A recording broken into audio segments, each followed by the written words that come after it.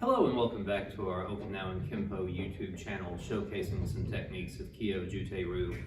We're in the midst of a series on simple self-defense techniques. Responding to wrist grabs is what we began with a low-level response and a mid-level response and a more serious response, so I encourage you to check those out. But we've had some questions come in the intervening space, and one of those was from Joseph, who is a former student of Kiyojute Ryu and a black belt, and he was asking if we would do a video for the Taiso. Now the Taiso is the warm-up that is done before every Kiyojute Ryu class. It is absolutely required that the person teaching the class does every part of that warm-up. For those of you who may have been in other martial arts schools, it's pretty frequent for whoever is running the class to sort of walk around and point and correct. In Kiyojute Ryu, we don't do that. The teacher is down there in the floor doing the push-ups, doing the crunches, and doing the stretches. So we asked our Soke if he would be willing to let us put this out there, and thank you, Bill, for saying yes. And that's what this video tonight is about. I'll make a couple of comments ahead, and then we'll have some voiceover as we're actually going through the warm-up. Notice that the warm-up immediately follows the bow. So class begins with Kiyotsuke, which means join spirits, normally translated as attention, but it's that symbol that the class is coming together to practice.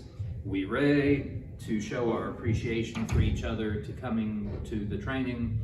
And then we say ko, which means spread out. From there, the warm-up sort of proceeds from your head to your toes. And you'll see that as we're going through the movements.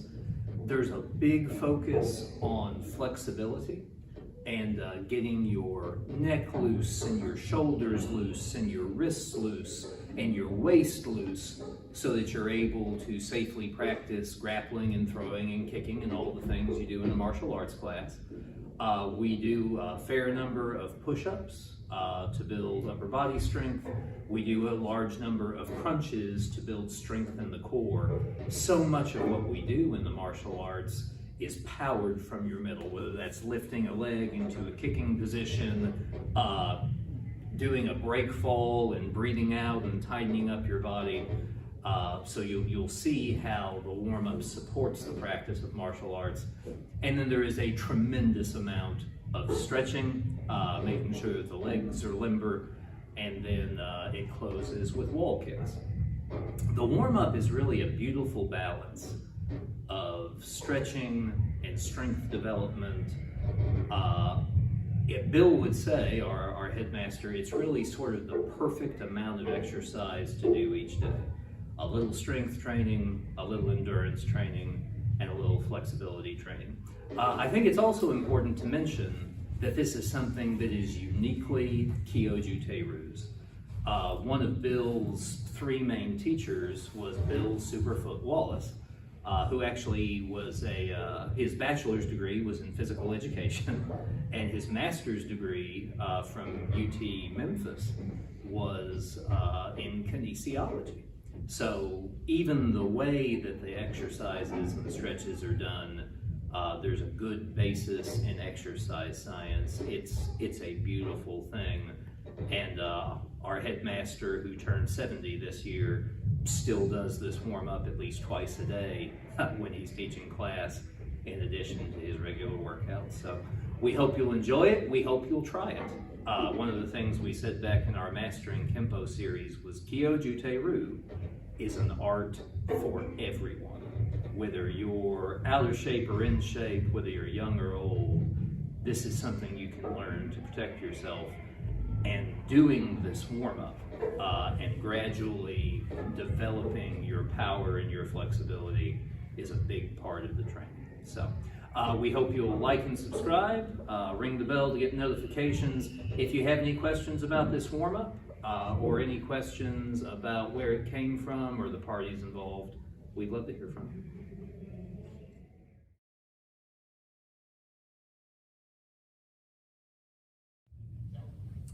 Kiyotsuke. Right. Ko means spread out. This is the Kiyojute Ryu Kempo Taiso. Head rolls, 5 each way.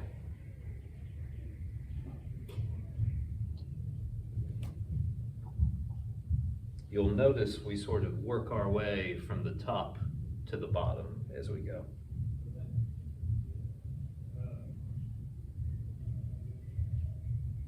Hands, pull back,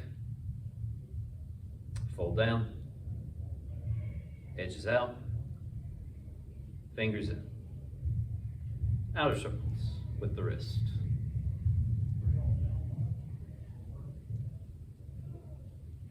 Inner circles with the wrist.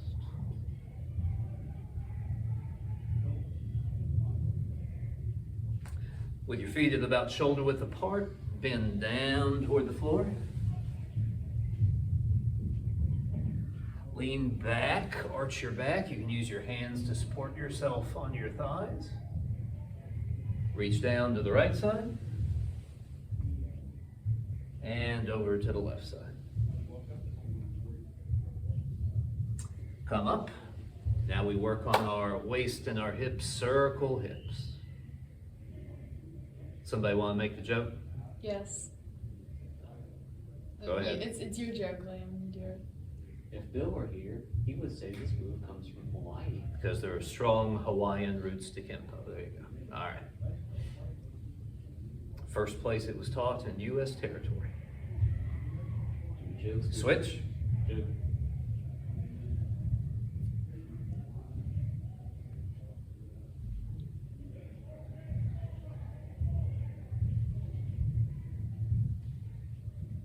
All right, as we begin our arm swings, make sure at the end of your twist that you look over your shoulder to get that little extra stretch in your higher spine. All right, full swings.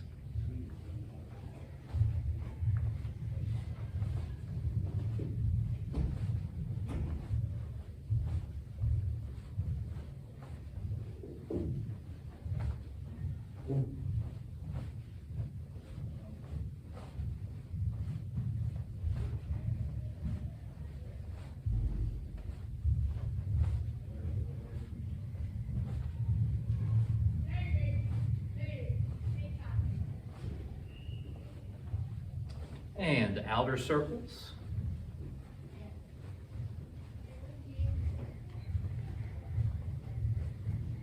Inner circles.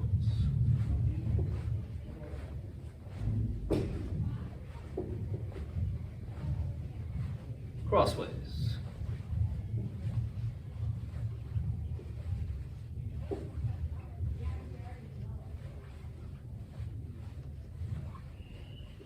And double shoulder width. So separate your feet to where they're about 2 shoulder widths apart. Toes slightly in. Bend down toward the ground. And pull right. Left. Right. Left. And right. Left. And come up to shoulder width. Reach down, grab your ankles, pull down gently. Relax, come all the way back. Down. Relax. Generally breathing out as we stretch down. And relax. Kneel. And from here, we do 5 sets of 20 push-ups. All right, here's the first set of push-ups. We mentioned earlier in the video that one of the influences for this warm-up was Bill Superfoot Wallace, who had some degrees in physical education and kinesiology. This particular style of push-up is called a posture push-up, where you try to keep the natural curvature in your spine as you take the plank position, and then drop your shoulders to the levels of your elbows. This also avoids straining the joints in Second your set. arms and in your shoulders. For those who might struggle with doing 20 push ups initially, a smaller number can be done. It is also possible to simply hold the plank position. It is also possible to do the push ups from your knees. Those should only be temporary fixes, as our goal is always to gradually, slowly, and steadily improve the strength in our upper bodies and our core, with the end goal being those 5 sets of 20 push ups. Take your time, don't work too hard, don't push too hard, and just seek gradual progress.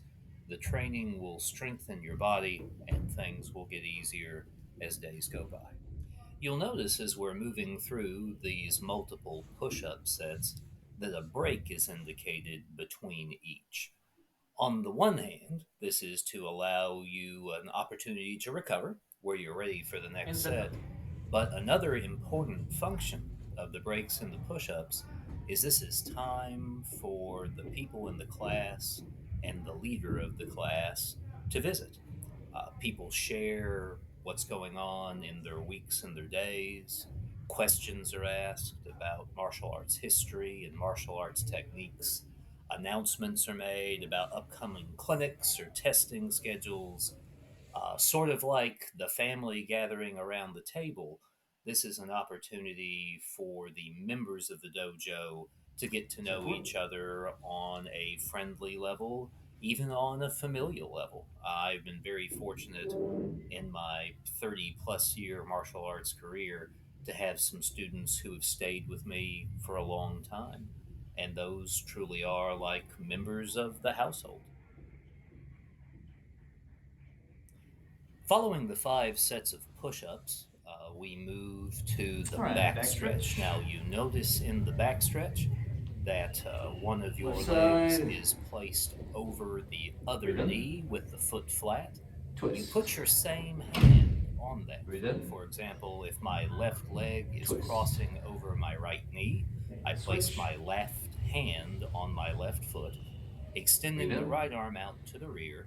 You take a breath in, and then as you exhale, you twist toward your rear shoulder, applying counter pressure against your leg.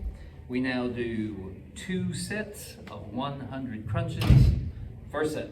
Following the back stretch, we're into our first set of crunches. Now, to do a proper crunch, one lays flat on the ground. We cross the ankles, holding them above the floor. Hands can be placed at the back of the head, though it's important to note that you should not pull on your head or neck. That's just a place to keep your arms while you're doing the crunch. Engaging the muscles in your core, you should lift your shoulders slightly off the ground while also bringing your knees toward your stomach. This is why it is called a crunch, with your knees coming in and then your torso coming up. The goal is to do 100 of these crunches in a single set, and again is wonderful for overall health and the strengthening of the core muscles of the body.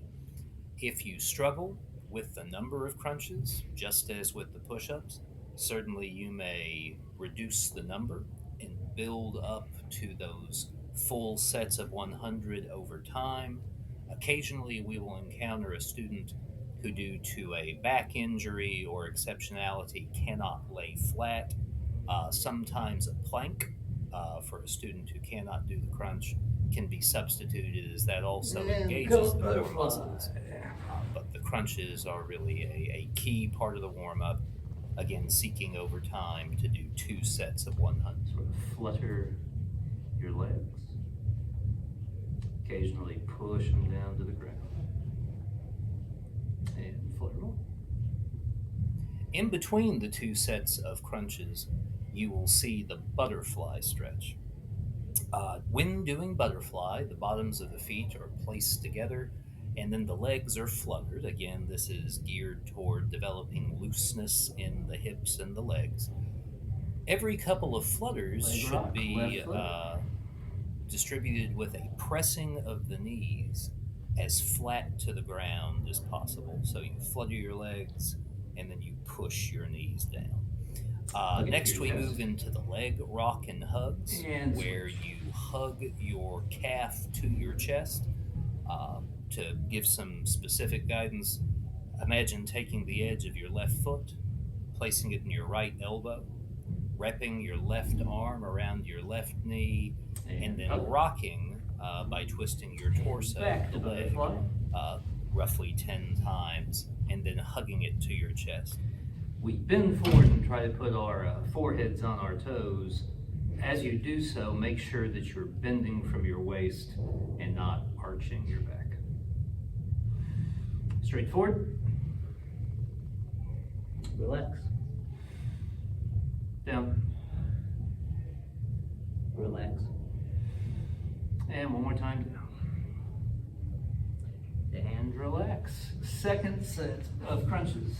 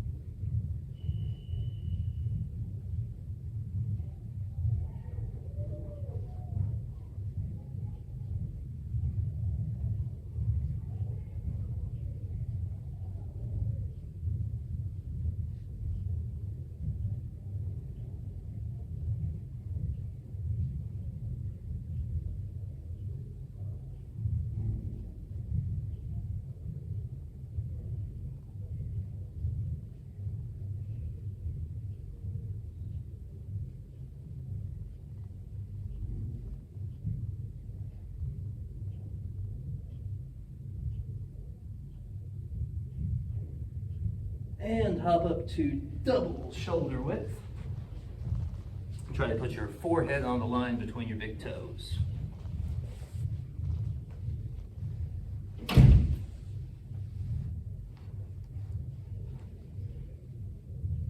Pull right,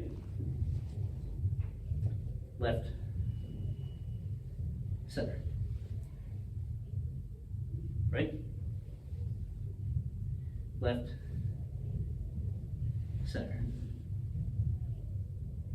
and right, left, center, and come up shoulder width.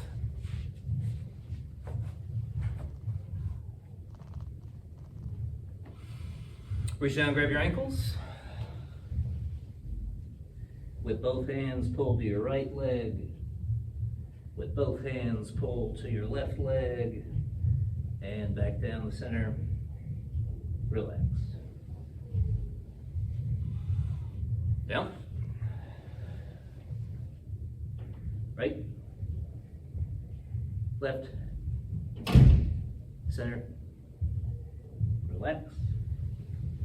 And once more. Down. Right. Left. And center. And relax. All right, ease on down to your best split.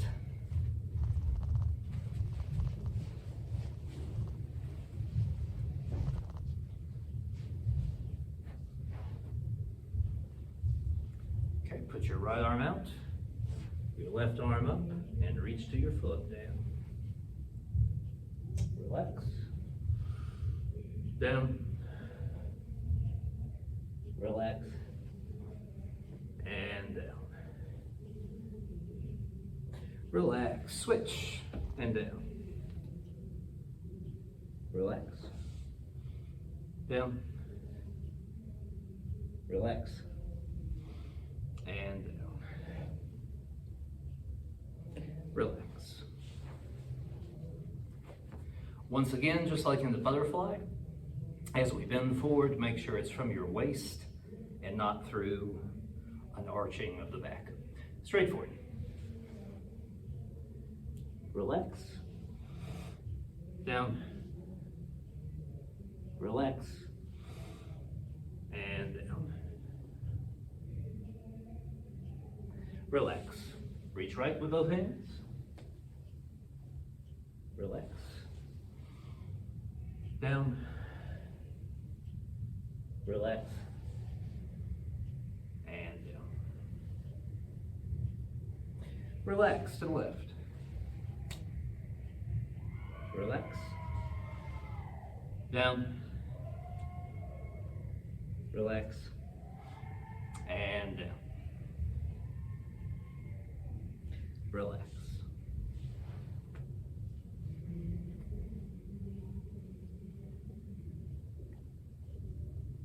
Once again, straight forward. Relax. Forward. Relax. And forward.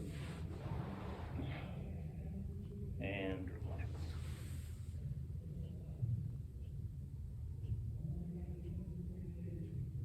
All right, middle position.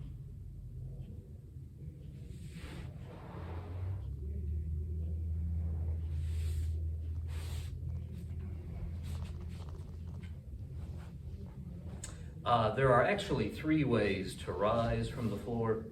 You can bring your feet back into butterfly and bounce your knees until you feel blood flowing in your legs again.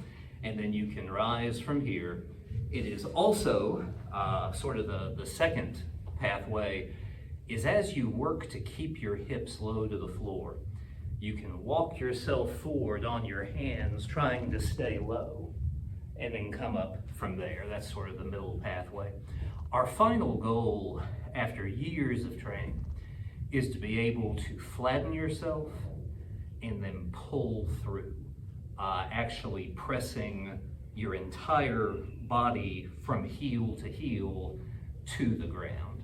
And when you reach that point and have sort of conquered that last inch, your stretch is even a little bit more than 180 degrees based on the position of where your bones are. So the final way is through,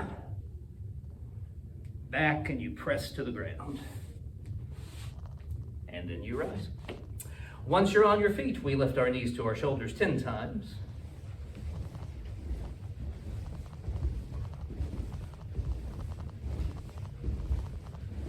And now we go to the walls for the wall kicks. All right, put your left hand on the wall. Lift your left leg. Make sure that you open your hip to where your knee points upward. Kick out, back, out, back, and out. And back, 20 snappy ones.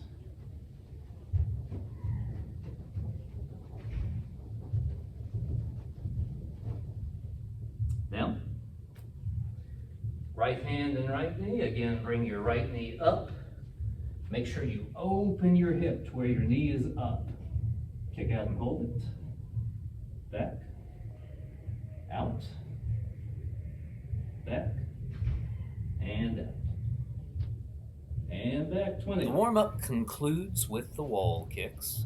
Again, we see here 3 sets of leg extensions, followed by 20 snappy kicks on each side, and then another set of 20, and another set of 20. 10 on each side. As with the guidance for push-ups and crunches, if that is too many kicks starting off, don't be discouraged. Throw what you can and seek gradually over time to develop to that full number. 20. It's important when doing the wall kicks to open your hips. Your knees should point up as you use your core muscles Down. to hold your hip and your leg in position. That knee being higher than the ankle is key. As you extend your foot into what is basically a side kick position, and then as you throw the snappy kicks, you should retract your leg to where your leg is bent at least 90 degrees at the knee as you move through those kicks. and in. So that is the warm-up of Kiyojute Ryu, the Taiso. It is done at the beginning of every formal class, and it is required that the person teaching the class always do all the parts of the warm-up. Thanks.